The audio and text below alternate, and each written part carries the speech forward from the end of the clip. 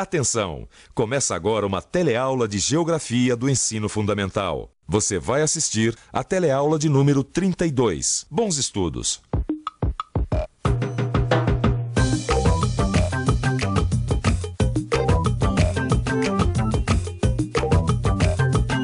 Hoje eu fiquei quase que o dia inteirinho por conta da chegada desse grande carregamento de batata. Aí me bateu uma dúvida. De onde será que vem esse produto? Aí eu pensei com os meus botões. Para me dizer a origem da batata, só o meu amigo Rui, o gerente comercial da nossa firma. Certo, Paulo. Então vou lá pro escritório. Mano, eu vou te mostrar um mapa. Altiplanos andinos. A batata é um produto típico dessa região. Altiplanos quer dizer regiões altas e planas, é isso? É isso. Essa região fica entre as montanhas da Cordilheira dos Andes. E o interessante é que é exatamente nessa região que se concentra a maior parte dos descendentes das grandes civilizações da América, os ameríndios. Você está falando dos povos que já existiam aqui antes da chegada dos colonizadores? Isso. E o mais interessante ainda é que esses povos, os ameríndios, já cultivavam a batata antes da chegada dos europeus. Já viu que a gente vai aprender um montão de coisas sobre a América Latina nessa teleaula de hoje, né? Hoje nós vamos ver os principais aspectos do quadro natural latino-americano. Vamos ficar sabendo um pouco mais das diferentes culturas e etnias dos povos ameríndios e do processo de ocupação e colonização dessa região. E também o papel de nações, como a Inglaterra e os Estados Unidos, na formação da América Latina. Mas peraí, se esses povos conhecem tanto sobre produção de batatas, nós poderíamos aprender com eles como produzir batatas melhores e, o que é fundamental, mais baratas. Isso. Então vamos nessa.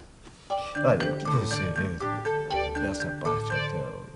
Quem diria, né, Maurício, que a deliciosa batata tem a ver com a América Latina? Pois é. Mas a gente podia aproveitar essa história aí para conhecer um pouquinho melhor alguns aspectos físicos da América Latina. Desse assunto eu manjo, viu? Relevo. O relevo da América Latina é marcado pela presença de uma grande cadeia montanhosa que vai do extremo norte ao sul do continente americano. Como a origem geológica dessa cadeia é recente, ao longo de toda a sua extensão existem pontos sujeitos à ocorrência de terremotos e de vulcões. É por isso que a gente sempre escuta notícias de terremotos no México e de vulcões em atividade no Chile e na Colômbia. Repare que tanto no México como no Peru, a cordilheira apresenta dois grandes eixos que limitam extensas superfícies planas. Você já viu, por serem altas e planas, essas regiões são chamadas de altiplanos. Opa, isso a gente já viu, né? Essas regiões tinham importância mesmo antes da chegada dos europeus. Quer dizer, foi nos altiplanos peruano e mexicano que se desenvolveram as civilizações ameríndias, tá certo? Certíssimo. É isso mesmo. Agora, não é só de cordilheira que vive o relevo da América Latina, né? Ele também apresenta grandes escudos cristalinos que formam os planaltos, como o Planalto Brasileiro, o Planalto das Guianas. E aqui ao sul aparece outra forma parecida, o Planalto da Patagônia. E essas regiões verdes aqui, o que são, Maurício? Essas aí são as grandes depressões, regiões mais baixas que ficam entre os planaltos. As grandes depressões da América Latina são a Depressão Amazônica, a do Pantanal e a do Pampa. Mas essas depressões têm suas diferenças. A Depressão Amazônica, por exemplo, apresenta um clima quente e muito chuvoso que permite a existência de uma grande floresta, a Floresta Amazônica. Trata-se de uma região com muitos rios, quase todos com grande volume d'água. Isso acontece devido ao derretimento da neve dos Andes e à grande quantidade de chuvas. A Depressão do Pantanal também apresenta grande umidade, com períodos bem marcados de cheias e secas. Sua fauna e flora são bastante típicas. Já a Depressão do Pampa se caracteriza pelo relevo plano, solos férteis e uma vegetação rasteira, sem a presença de árvores. E para sorte nossa, essa região da América Latina onde fica o Brasil tem uma formação geológica mais antiga. E é por isso que não tem terremotos e vulcões em ação por essas bandas. Essa viagem tem mudado um bocado a minha cabeça. Antes eu achava que o deserto era uma paisagem típica da África, pois agora eu estou em pleno deserto mexicano, no meio de um calor de rachar catedrais. Agora eu sei que a América Latina também tem os seus desertos. Punta Arenas, Chile. Estou animada com as pesquisas que estamos fazendo aqui, no extremo sul de nosso continente. A paisagem é belíssima, mas estou tendo um pouco de dificuldade de me acostumar com o frio, que é muito intenso. Olha só, enquanto o pessoal dessa região do Chile está passando mal frio, eu tô aqui suando em bicas, que nem o pessoal lá do deserto do México, para entregar toda essa correspondência. Olha só que coisa interessante. Estamos todos na América Latina, mas mesmo assim, dependendo da região, cada um sofre com um tipo de clima. E tem clima para tudo quanto é gosto. É frio na montanha, calor no deserto. Agora, você já parou para pensar por que existe essa variedade tão grande de climas? Essa é muito fácil. É só dar uma espiada num mapa da América Latina e conferir a sua enorme extensão, no sentido norte e sul. Repare como ela é comprida. Essa compridez, na linguagem da geografia, extensão no sentido longitudinal, é uma das principais responsáveis pela variedade de clima. Observe também que a maior parte da América Latina está localizada na zona intertropical, ou seja, entre os trópicos de Câncer ao norte e Capricórnio ao sul. Epa! Então é por causa dessa compridez toda, quer dizer, da existência de diferentes latitudes, é que a América Latina tem tantos tipos de clima? Não, quer dizer, isso influencia, né? Mas não é tudo. Essa variedade de climas tem tudo a ver com relevo. E nós já vimos, né? O relevo da América Latina, ele é bastante variado. Tem montanhas, planaltos, planícies, depressões. E isso influencia não só na variação climática, mas também na vegetação e nas atividades econômicas. Isso faz sentido. Você já ouviu falar que quanto mais alto o lugar, mais frio ele é, não ouviu? É isso mesmo. O clima tem tudo a ver com a altitude do lugar. Olha só, veja aqui nessa figura. Repare que as altitudes até 1000 metros definem as chamadas terras quentes. Regiões que apresentam florestas densas e onde são cultivados produtos adaptados ao calor e à umidade. Já as partes situadas entre 1000 e 2000 metros de altitude são denominadas terras temperadas. Lugares de temperaturas mais amenas, com vegetação de campos e florestas intermediárias.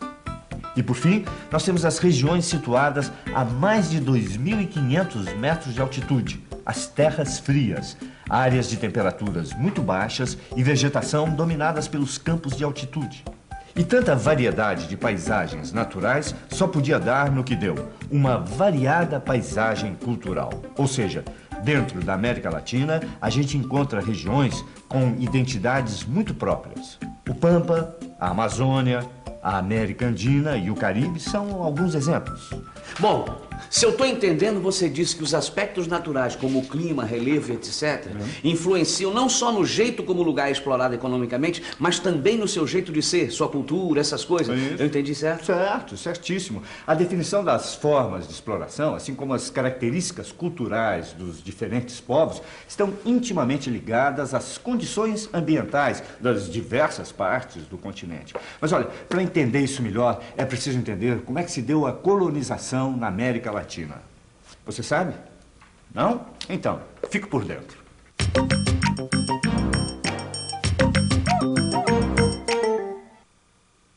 Quando chegaram no continente americano, os europeus encontraram antigas civilizações conhecidas como ameríndias. É lógico que é difícil precisar o número, mas os estudiosos dizem que existiam por aqui cerca de 60 milhões de ameríndios antes da descoberta. E eram vários povos, em diferentes estágios de desenvolvimento. Havia, por exemplo, os povos que eram nômades, ou seja, que andavam de um lugar para o outro, vivendo da caça, da pesca, da coleta e de uma agricultura elementar. Mas havia também os astecas, os maias e os incas. Diferentemente dos outros ameríndios, os astecas, os maias e os incas eram considerados de fato como civilizações. Isto porque eles atingiram um nível de desenvolvimento cultural expressivo e de uma organização social bem definida. Suas cidades eram bem estruturadas, com ruas, calçadas e grandes construções.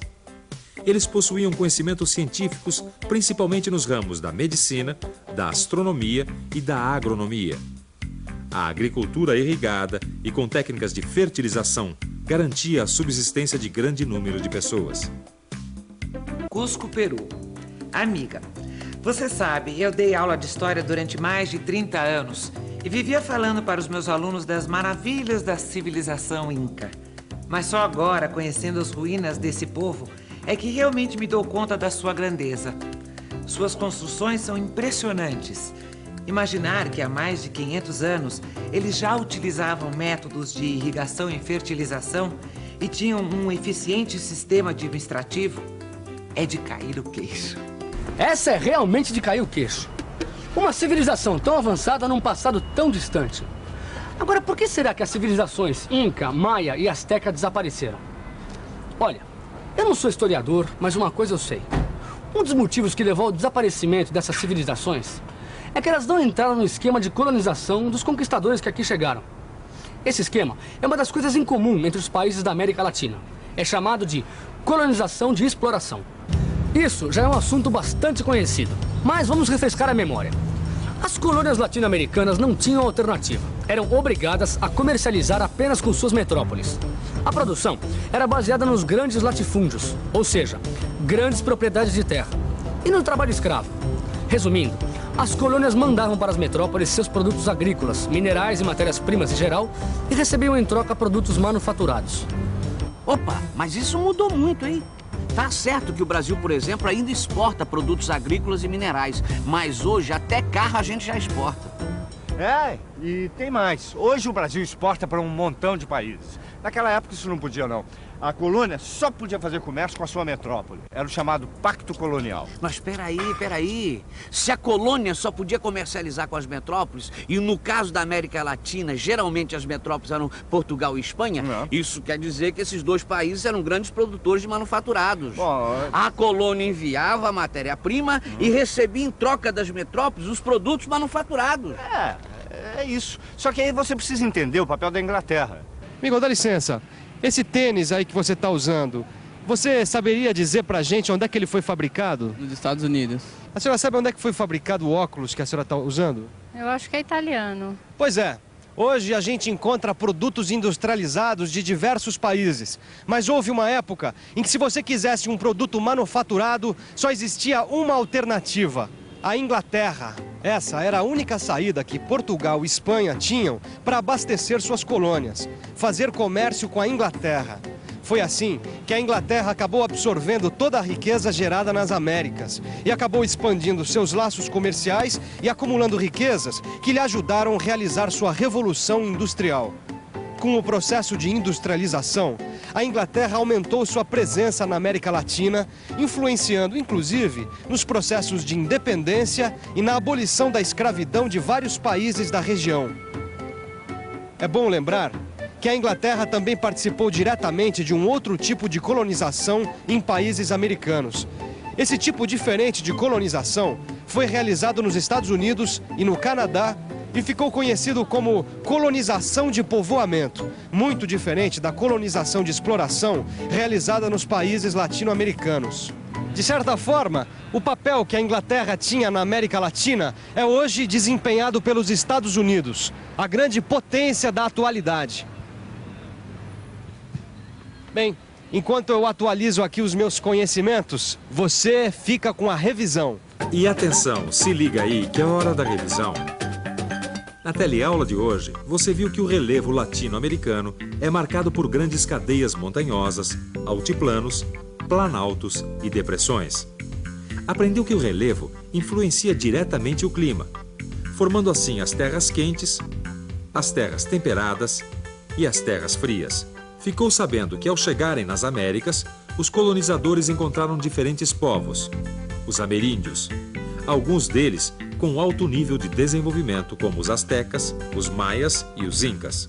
Por último, viu que o processo de colonização é um dos fatores que dá identidade aos países da América Latina, pois foi a colonização de exploração e o pacto colonial que mantiveram durante séculos os países latino-americanos como fornecedores de matérias-primas agrícolas e minerais para os mercados europeus. Paulo, desse jeito você vai virar um especialista em América Latina, hein? É, a conversa tá muito boa, mas eu tenho que ir pra casa dar uma boa descansada. O trabalho aqui no Porto amanhã vai ser de lascar. Eu também vou indo. Tchau, hein? Tchau! E você já sabe, pra ficar com tudo registrado na cabeça, é bom dar uma boa lida no seu livro e fazer os exercícios. Na teleaula de amanhã, tem mais.